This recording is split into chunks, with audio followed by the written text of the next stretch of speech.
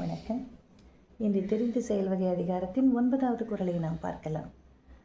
குறளை முதல்ல பார்த்துடலாம். ஏன்னா சில சமயத்தில் நான் குறளை விட்டுடுறேன், பொருளை மட்டும் சொல்லிடுறேன்.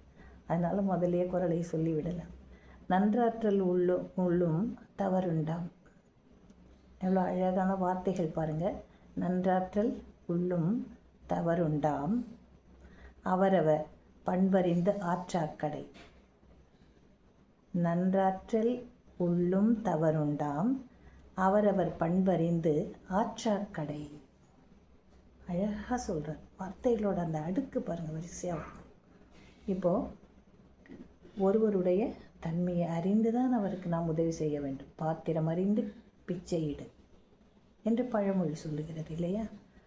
அதைத்தான் நன்றாற்றல் உள்ளும் தவறு உண்டாம்னு சொல்கிறாரு. நல்லதுன்னு நம்ம நினச்சி அவனுக்கு போய் ஹெல்ப் பண்ணால் அவன் என்ன பண்ணுவான்? அந்த உதவியாக ஏற்றுக்கொள்ள மாட்டான், நம்மக்கிட்ட சண்டைக்கு வந்துடும். அதை தான் அதில் தவறு. அப்போ அவனுக்கு நம்ம அந்த உதவியை அந்த இடத்துல செய்ய வேண்டான்னு போய் நம்ம பாட்டுக்கு கடந்து சென்று விடலாம். நாம் நல்லது நினச்சி அனாவசியமாக திட்டு வாங்க வேண்டிய அவசியமே இல்லை. அதுதான் நல்லது செஞ்சுட்டு கெட்ட பேர் வாங்குறது.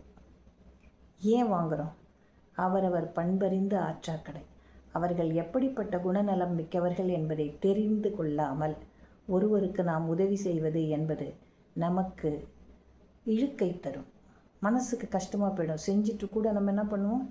திட்டு வாங்கிட்டு பேன்னு நிற்போம்.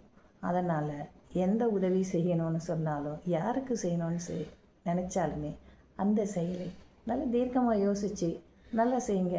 இல்லை, அவர்கள் சரியானவர்கள் இல்லை, நம்முடைய உதவி அவர்களால் சரியாக புரிந்து கொள்ளப்பட மாட்டாது அப்படின்ற இடத்துல நீங்கள் எதுவுமே செய்ய வேண்டாம், பேசாமல் போயிடுங்கன்னு சொல்லுது வள்ளுவம். உண்மைதானே? நன்றி. அடுத்த குறளில் நாம் மீண்டும் சந்திக்கலாம்.